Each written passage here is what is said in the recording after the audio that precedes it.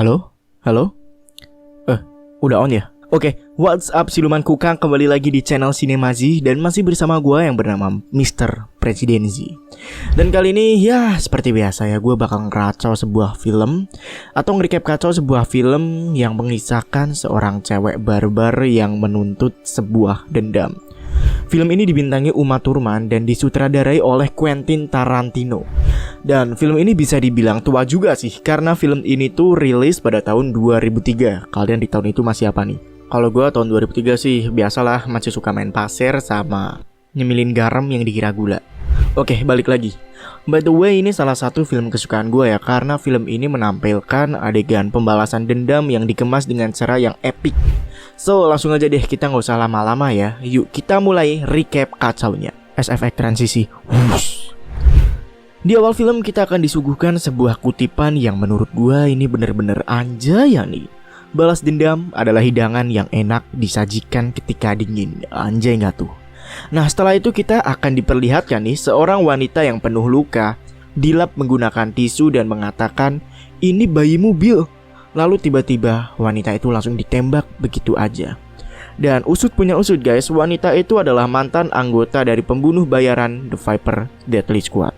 Lalu guys, biasalah film garapan ala-ala Mamang Quentin Tarantino nih, kalau kalian gak simak baik-baik, kalian bakal bingung nih maknanya. Makanya simak baik-baik ya guys. Selanjutnya, seorang awewe berjalan ke rumah warna hijau. Awewe itu memencet bel dan tuan rumah pun membukakan pintunya. Dan ketika itu pula sang tuan rumah kaget. Si awewe berjaket kuning teringat ketika ia dihajar habis-habisan oleh sang tuan rumah yang kita sebut saja sebagai Maesaroh. Dan by the way guys, ternyata awewe jaket kuning ini adalah cewek yang tadi di awal film. Lalu mereka pun bertarung ala-ala Mortal Kombat gitulah guys. Pertarungan abis-abisan. Dan seketika pertarungan pun terhenti ketika anak dari Maesaroh atau wanita baju biru ini pulang guys. Lalu awewe yang berjaket kuning itu pun ngobrol dengan wanita yang berjaket biru di dapur dan memanggil si Maesaroh dengan sebutan Black Mamba. Lalu mereka berdua pun berbincang tentang masalah mereka berdua. Dan ternyata si Black Mamba atau Maesaroh ini adalah anggota dari The Viper Deadly Squad. Lalu si Maesaroh ini meminta maaf guys, bahwa Maesaroh dulu sudah melakukan percobaan pembunuhan kepada si jaket kuning. Nah lalu si Maesaroh ini BTW capek juga ya kalau kita ngomong Maesaroh, kita sebut aja sebagai Vernita. Si Vernita ini meminta untuk bertemu face to face dengan si jaket kuning keesokan harinya dan akan melakukan pergeludan. Bau-bau mantan anak STM nih. Lalu jaket kuning pun pergi dan tiba-tiba si Vernita ini menembakkan sebuah pistol lewat kardus sereal ini ke jaket kuning. Jaket kuning yang kaget langsung menghujamkan pisau ke dada Vernita dan tewaslah Vernita di hadapan anaknya. Lalu jaket kuning pun pergi menggunakan mobil kuning yang bertuliskan Pussy Wagon dan mencoret daftar orang yang harus dibunuh. Chapter kedua. By the way, kita flashback sebentar ya, 4 tahun yang lalu ketika tragedi si awewe kuning yang kita sebut aja sebagai Beatrix ini terjadi. Lalu di sebuah mobil, ada seorang polisi yang baru aja sampai di sebuah gereja. Lalu polisi itu pun menganalisa sebuah TKP pembunuhan pernikahan. Dan memang guys, banyak banget korban yang berjatuhan termasuk si Beatrix ini. Nah, lalu polisi itu pun ngecek nih dan menjelaskan bahwa pembunuhan ini bisa dibilang amat sangat rapi sekali. Dan saat polisi ngecek sang pengantin, ternyata pengantin itu adalah si Beatrix. Jadi intinya dan kesimpulannya, Beatrix ini adalah sang pengantin yang tadi ada di scene atau adegan awal. Singkat cerita, si Beatrix pun akhirnya masuk rumah sakit guys. Dan di rumah sakit, seorang pembunuh bayaran maksudnya bayaran yang bernama L. Driver berjalan ke rumah sakit tersebut dan masuk ke sebuah ruangan yang terdapat Beatrix di dalamnya. Nah, si L ini pun akhirnya mencoba untuk menyuntikkan infusi Beatrix dengan racun. Tetapi dan ketika itu pula HPL berbunyi dan si Bill ini menelpon, lalu menanyakan kondisi dari Beatrix dan memerintahkan L untuk menghentikan misinya untuk membunuh si Beatrix. Karena menurut si Bill, si Beatrix ini sebenarnya membutuhkan kematian yang sedikit lebih terhormat guys. Nah terus kita balik ke beberapa tahun ya setelahnya guys. Si Beatrix ini tiba-tiba terbangun dan teringat ketika ia ditembak oleh Bill. Beatrix pun meraba perutnya dan mencari bayinya. Loh kok hilang? Dan ia berteriak stres guys. Dan saat ini pula ia memutuskan untuk membalas dendam.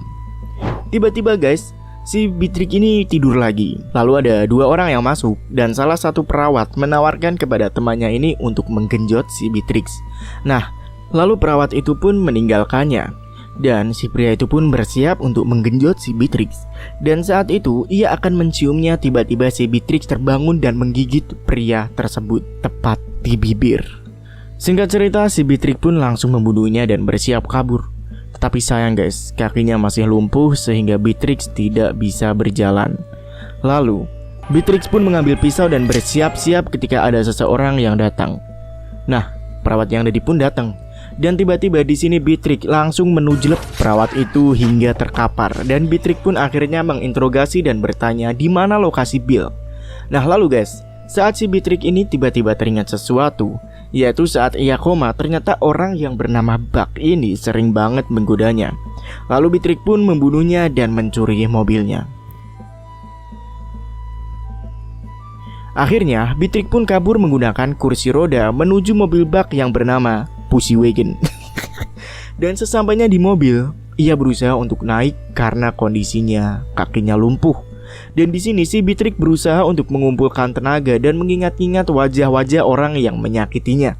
Dan orang-orang tersebut adalah anggota The Deadly Viper yang kalian lihat waktu awal tadi. Dan target pertama dari Beatrix ini adalah orang yang bernama Ren Ishii, pembunuh bayaran dari Jepang. Dan Beatrix pun akhirnya menceritakan masa lalu dari Ren Ishii di chapter ketiga. Jadi guys, Ren Ishii ini lahir di Jepang dan sudah menyaksikan pembunuhan pertamanya di usia 9 tahun yang dilakukan oleh bos Yakuza yang bernama Matsumoto. Jadi ceritanya kayak gini. Waktu itu jadi di rumah si Ren Ishii ini terjadi perkelahian antara keluarganya dan seorang Yakuza. Ayah dari Ren Ishii ini berhasil mengalahkan Yakuza itu. Tetapi guys, tiba-tiba tertusuk oleh salah satu anggota Yakuza dan tewas di hadapan Ren Ishii. Lalu, Yakuza tersebut juga melempar ibu Ren Ishii ke kasur dan menusuknya hingga pedangnya menembus kasur dan hampir mengenai Ren Ishii. Darah pun menetes dari kasur ke pipinya. Sekian tahun berlalu guys, Ren Ishii pun mencoba membalas dendam kepada si bos Yakuza ini. Nah, beruntungnya bos Yakuza ini tuh pedofil gengs, dan bisa dimanfaatkan si Ren Ishii ini.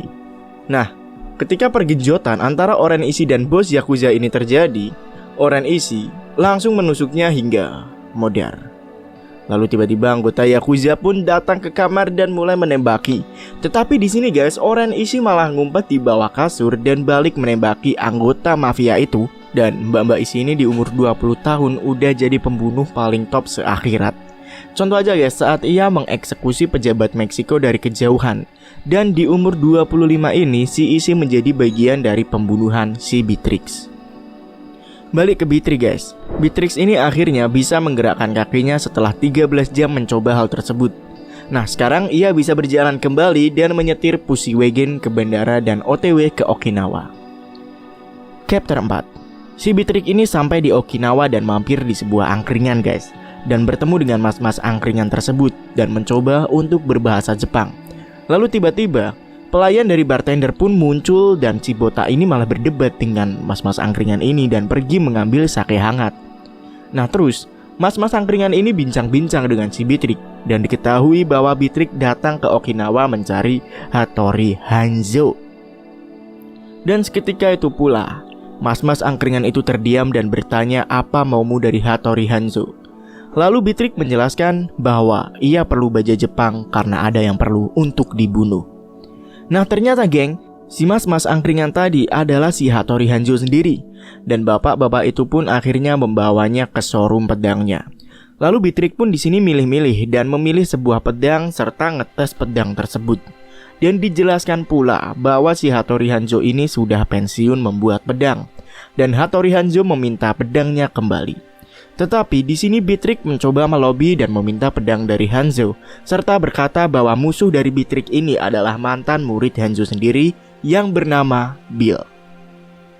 Hanzo yang merasa bertanggung jawab akhirnya mau membuatkan pedang untuk Beatrix, tapi dengan syarat perlu waktu sebulan. 1 bulan kemudian, pedang pun berhasil dibuat, dan menurut Hanzo, pedang ini adalah pedang terbaik yang pernah dibuatnya. Lalu Hanzo pun memberikan pedang tersebut kepada Beatrix. Chapter 5. Diceritakan setelah setahun pembunuhan Beatrix, Si Oren Ishii ini disupport oleh Bill secara finansial dan feodal untuk membuat empire sendiri. Ya, Oren Ishii ini menjadi bagian atau lebih tepatnya bos Yakuza sih. Dan mari kita berkenalan dengan pengawal-pengawalnya terlebih dahulu. Ada Sophie Fatal sebagai letnan 2 dan pengacaranya, Gogo Yubari sebagai pengawal pribadi, dan pria botak yang bernama Johnny Mo adalah jenderal kepala pasukan Oren Ishii. Dan ya, Oren Ishii ini menjadi penguasa Dewan Yakuza. Tetapi gengs, di sini ada yang gak suka dengan Oren Ishii, yaitu yang kita sebut sebagai Bos Tanaka. Bos Tanaka ini beranggapan bahwa ia tidak suka dengan orang blasteran Amerika Jepang menjadi penguasa dewan. Nah, si Oren Ishii yang mendengar hal itu pun langsung berlari dan memotong kepala Pak Tanaka, dan semua pengawal Oren Ishii tertawa-tawa.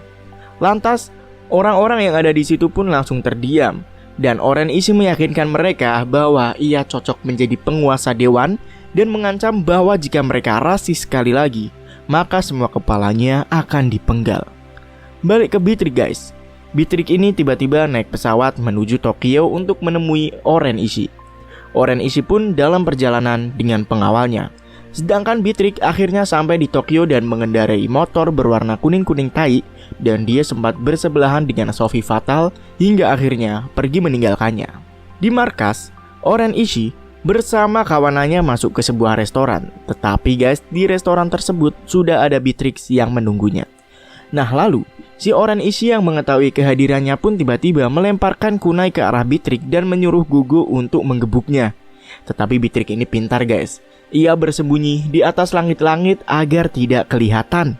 Beatrix pun pergi mengendap-endap ke sebuah toilet dan akhirnya berganti pakaian. Tetapi gengs, saat berganti pakaian, Sophie Fatal pun ikut-ikutan masuk ke kamar mandi. Dan gairah membunuh Beatrix ini pun sudah terkumpul, dan Beatrix akhirnya menghajarnya serta menawannya. Sumpah nih cewek barbar bener. Lalu Oren Ishii yang melihat hal itu pun langsung menyebut astagfirullah, dan Beatrix pun langsung memotong tangan Sophie, dan Sophie pun memodiar. Seisi restoran pun pergi guys ketika melihat adegan sadis tersebut. Nah lalu si Beatrix dengan gaya tangguhnya datang menghampiri Oren Ishii. Nah Oren Ishii pun mengerahkan satu persatu pasukannya, tetapi tenang aja, namanya jagoan pasti menang lah. Ya, Beatrix pun bertarung melawan pasukan dari Oren Ishii yang kayaknya sih kalau dilihat-lihat pasukannya ini alumni Suzuran ya.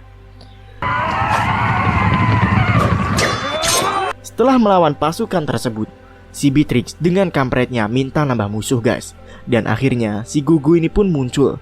Gila, si Gugu ini termasuk adik manis sih, tapi sayang banget deh kamu gak bisa bikin SCC kak. Nah sekarang, Gugu versus Beatrix guys.